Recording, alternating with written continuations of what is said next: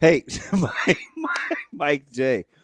Question about Nebraska, and can you get kind of a plan of attack for how these guys are hitting the road on the recruiting trail? Because it seems like it's not so much regional as much as they've zeroed in on targets. Does that seem accurate? Yeah, that's sort of how I would take it. I don't think this is going to be a really big class. So we're talking about the 2026 class. I'm kind of projecting anywhere from like 12 to 15 high school kids. Mm. So if you've got 4 committed right now, and I just I don't get the sense that it's going to be, if it is more than that, I can't imagine it's more than like 17.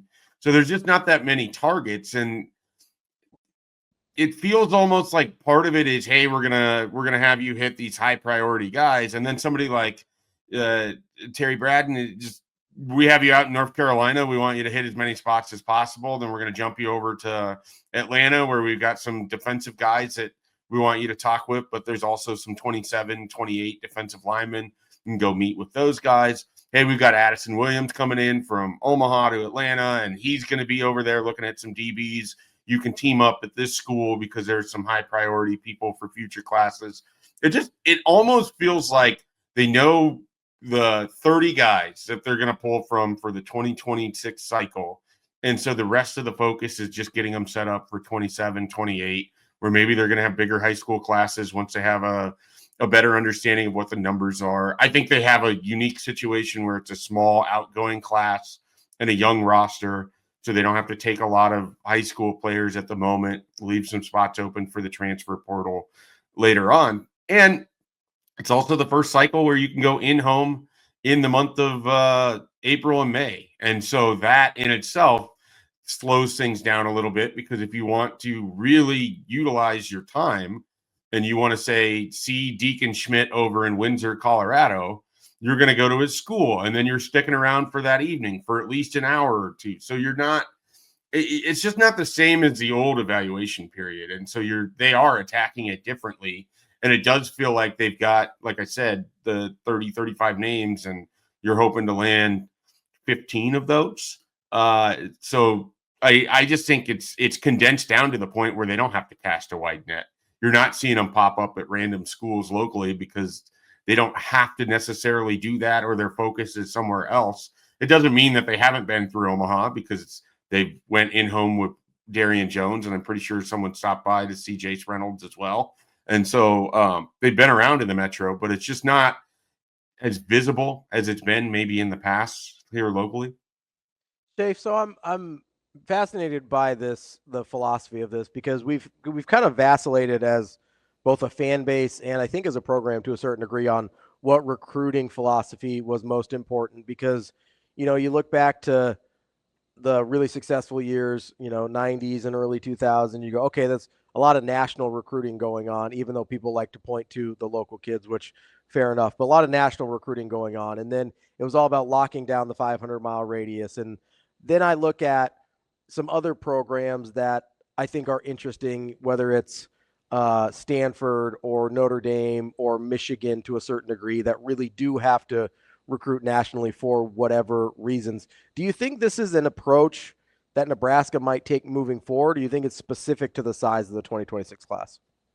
I think I need to see where the data goes in future years. I just think this is a really unique recruiting cycle, because Matt Rhule has said in the past he doesn't want to have to tell people something different later on. So I think they're being very judicious about how they're attacking the 2026 cycle, while they're waiting for rules to kind of be put in place for what the roster looks like, or what you can do in terms of NIL, and what money they're going to have that they can promise recruits or what have you. So I just think this is a unique and different cycle. And so because of that, it just hard to know that anything happening this year is what it's going to look like in the future. It does feel that they have the kind of the general concept of hit really hard the best players in the states that surround Nebraska, hit hard the best player in Nebraska, or the best players in Nebraska, and then we really want to be in Florida. We really want to be in Atlanta. We want to be back down in Texas.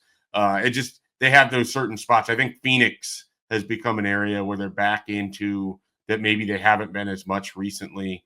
That You got the seems about Vanden as west. Bosch. That seems about as Oh, west as they want to go, pretty much. yeah, they don't really spend a lot of time in California, though they're going to have a few guys that are going to take official visits from the state there. But they don't. You look at the staff; it's not like they have a ton of connection out there. I mean, Tony White was as connected as a coach as you could have out in California, and they didn't pull much from that. And so I just don't get the sense they want to use their time out there. I mean, they're more likely to spend time in Idaho these last 3 cycles than they have been in LA, which is wild. But it's just they're going where they see certain talent and where they feel connected. That's pretty funny, but it's not, because I 100% agree with you, because that's you got a nice O-line target you want. I think there's certain connections out there that resides there. Yeah. Yeah, I mean they Weird have, to say out loud, but that's probably pretty factual. yeah, well, they're going to go after the players that they have their relationships with. Kelvin Obed is someone that they've had in several times now. I think they're still chasing, a couple different schools maybe there at this point, but they're certainly in the mix for that. And I think they want to land an impact tackle really bad in this class. Obviously, Jackson Cantwell announces today. Nebraska fell out of that one early in 2025. But they, I think, would love to land a couple tackles in this cycle. And I think they would really love for it to be Kelvin Obed to be the top guy that they're able to pull out of that group. I think it's going to be hard, though. We're talking with Mike Schaefer, Husker247. Schaefer, as you go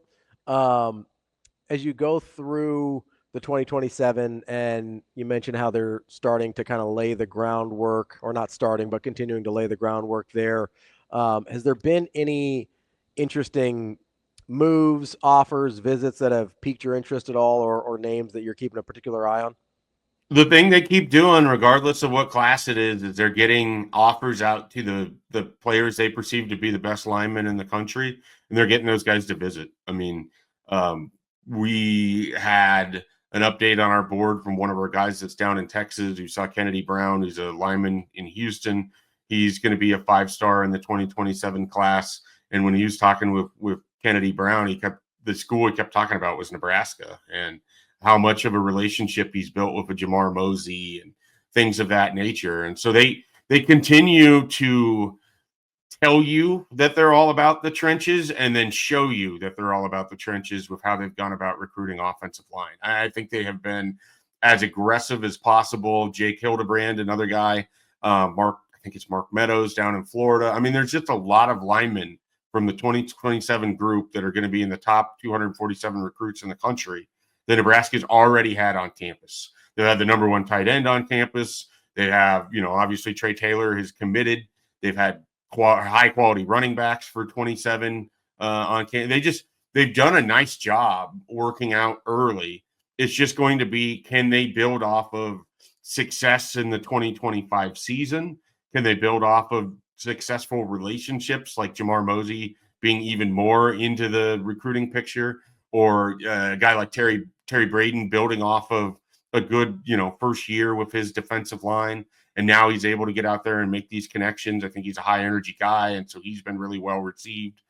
Whether talking to a guy out in North Carolina last week, Rashad Streets, he absolutely loved what Terry Braden had to say. So there's just a lot that they are able to do moving forward. And it all kind of works off of the idea that if they have a nice season in 2025, they could be really set up for a nice high school call in 2027. So I think they're putting their chips with the idea of, hey, 2026, we're not going to be able to make up a ton of ground on guys that we haven't already built relationships with, but we can get a great start on 27. And if we play well, we could have a really nice thing going here. So, Mike J., let me ask you something. If this thing is going to go right in 2025, because I'm with you, and I've long said if these guys win in 2025, I think they could potentially blow the doors off this thing, because they already have the mindset of an elite top 20 program, right? They very secure in who they are and what they're doing, even though the wins haven't been produced. So I like that part of it. And if they win, it's really, really dangerous, because I think the sky will be the limit because they're set up for it. If they're going to get there, they got to do it on the field. So for you, Are you more interested in, and maybe you'll get into if it's more important, but are you more interested in the combo of Butler and Addison Williams to springboard this thing on the defensive side, or the combo of like a Phil Simpson and Terry Braden work their duality to kind of to springboard this thing if Nebraska is going to be where they need to be defensively? It's tough because it all has to work in conjunction, right? Like you want to isolate any one position group on defense and it ignores how it affects everyone else on the defense or how that group affects the play of what's in front of them. You know, if you have great coverage, you're going to get more sacks. If you have great pressure, you're going to get more interceptions. Like that's the theory, right? So they have to complement each other. I think with how the team is built, I think it would be if Nebraska just jumps off of the page of guys that are able to rush the quarterback or can win up front. If Terry Braden and Phil Simpson are able to set the edge, and not themselves personally, but if their players are, and they're able to kind of build that out right away, I think that's the best version that Nebraska's defense could have. I think if it's the other way around where you're playing more through your back end, you're a little more susceptible to teams that can probably run the football on you a little bit, and then that becomes a tougher game flow and all of that. But I just think if the question is where I'm more intrigued or where Nebraska has to be more successful, I think it's the two guys that are largely involved in the product of getting after the quarterback. I just think the best teams in football have to win up front defensively, and it's hard to have a good team or a great team if you're just okay up front. And so I think the key to a lot of 2025 defensively is how fast that defensive line comes together and that defensive front can win against teams and can put pressure on quarterbacks or take away the run. Jake, so we had this conversation with Sam yesterday, and obviously I've been high on the defensive line group and what they can be. That was interesting. And his concern was, okay, maybe they're more disruptive, more explosive, creating more splash plays, but he was worried that there might be some teams that could sort of beat them up and run it down their throats. It was kind Am of I characterizing that or no? Yeah, it was kind of a hypothetical on what could ail. It was more in, well, if they're not going to be good and you're thinking they're going to be active, this is maybe the counterpunch. The thing that would hurt them. Yeah.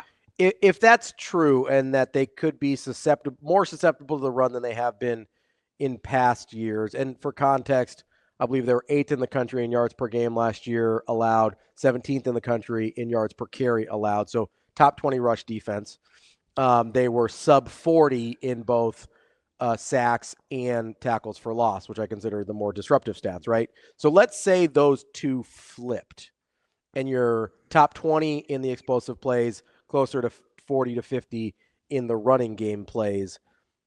A, is that defense better or worse in your mind as you're picturing it? And B, who on the schedule do you think is actually built to take advantage of a team that is built that way in terms of be able to hurt Nebraska?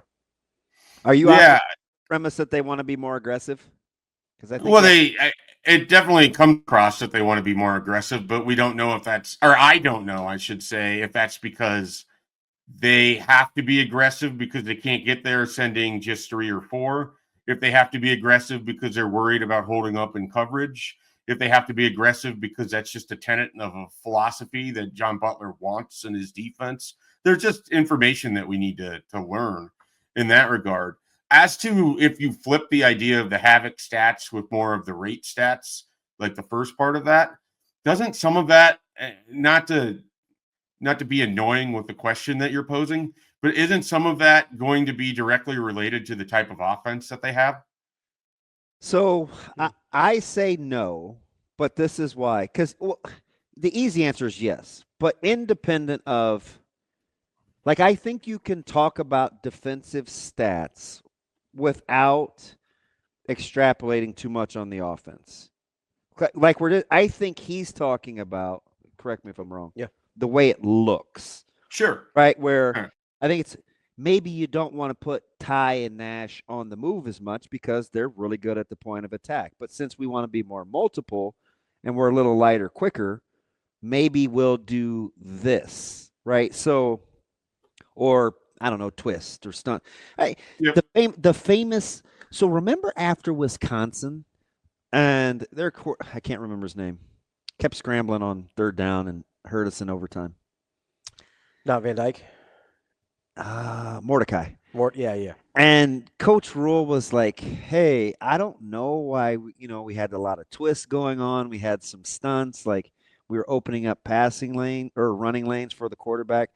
That kind of caught me off guard because I don't think he was happy with not just pass rush integrity and letting the guy out of the back door, right? Conversely, this year, a couple years removed, it could be, well, this is how we're going to play because we think we're bendy or twitchy enough. So, hey, knock yourself out. And it's going to be harder to escape because we're more athletic. Right. So Yeah. then you get more havoc plays, but you could give up a little bit more on the ground, like you make a draw or something like that, where it's independent of the offense. I think, but I'm thinking of in the sense of like, okay, if you're last year, remember that when he said that? Yeah, I was like, ooh, did we call too many stunts? Last year, Nebraska's averaging 3.37 yards per carry allowed, and right at 101 yards per game allowed. So my thought is, okay, that's 3.37 is 17th. It's top 20 in the country. So if you want to go top 40, 50, you're talking about closer to 4 yards per carry allowed. But my thought is, okay, if you also become top 20 in tackles for loss, then that 4 yards comes maybe on a 2nd and 12 instead of on a 2nd and 7, and you're in 3rd and 8 instead of 3rd and 3. Like, that's where I kind of look at it independent of offense, where the havoc stats can make it so whatever you're giving up in the, I'll call them rate or consistency stats, doesn't actually make you any worse. It actually makes you better still.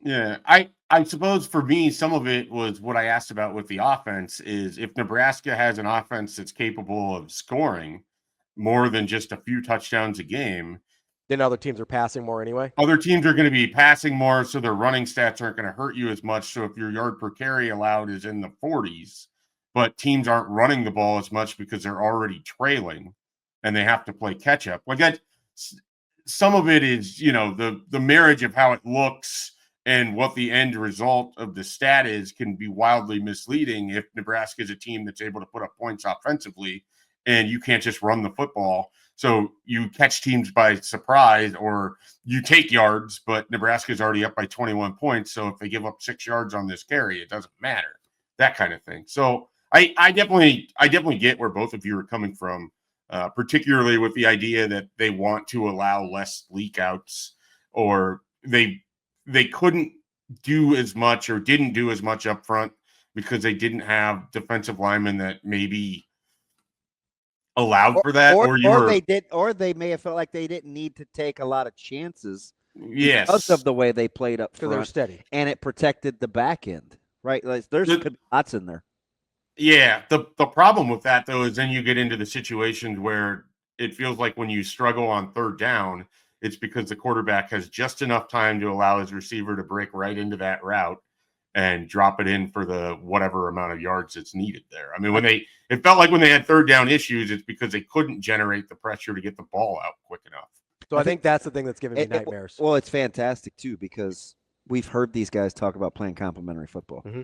And to keep myself safe, so I don't have to put myself out on a limb, I'll say things like, oh, well, they'll just average between, let's just say they get 74 snaps a game. Mm-hmm. I don't really get into like the points or whether they're behind, but it is ultimately going to matter, because the thing that we're not missing, and which is why I have him up here today, is if your special teams is even remotely steady, just average, it allows you to play so free on both sides of the ball. If your special teams can just graduate from kicking game to special teams, like you can play completely different, because you're not always hedging for impending doom. Right. Like both sides of the ball. You're not assuming negative outcome. Like both sides of the ball, we're sort of always hedging for impending doom. Yeah. Yeah, I mean, that's definitely a slogan that you can use for Nebraska football to describe the last decade. Hedging for impending doom. I think it's also a metal band name. I think it's a preview show for the upcoming season. You could just have an episode every Friday called Hedging for Impending Doom.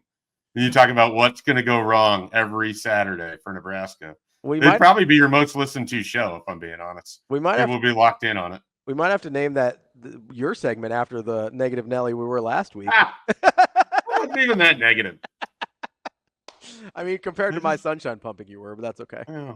Look, I was handing Kool-Aid out by the barrel full last year, so I'm still just licking my wounds a little bit. So the antithesis, he went from running through walls and to a parched. A parched. I'm just saying we got to be careful out there. No Kool-Aid for you. You know, you can get too much of something and it doesn't go well, then here you are. Again, like if you allow yourself, and I get it, it hasn't been just this brief stint with this staff. It's kind of been a thing where if you just get special teams for once, just for one season, and it graduates from kicking game, it looks, I can't even, it's hard to kind of envision because it's been so ingrained. But if you just watching a guy get a snap for a punt and it gets away cleanly and the gunners aren't 20 yards away, it's probably going to bring tears to the eyes of people sitting in the stands. Yeah. I mean, allegedly, we've got a rugby punter now, too. And it's not secured. We don't even know who the punter is right now. He's Schaefer right again. It's not even specific to just this staff. Yeah. That's why it's hard to free your mind. Right? Like, it's at always some point you just need the visual to go along with the idea. 2005? 2004, 2005. 20 years? I mean, it was before that. Santino? Yeah, it just hasn't been. And even when you had DeMornay Pearsonell, it's like, well, how far out can we kick this field goal? He's good from like 40 and in. So there was a phase that was part of the special teams, and it's like, well, don't kick it deep because we can't cover it. Like, it's always been something. At least as I remember. Long for the Alex Henry years. At least as I can remember. We once said, well, the only reason we're good on special teams this year is because Bo finally took it over. Like, that was a real thing. Do you know how long ago that was? 2013. Jake, I know. I don't. You're like rubbing it in. I mean, Bo was fired a decade ago, so it's okay. Your youngest son would have been at what age? He'd have been like 4 in 2013. Yep, he was 4. I appreciate that, Shafe. It's good context. Happy birthday, Micah.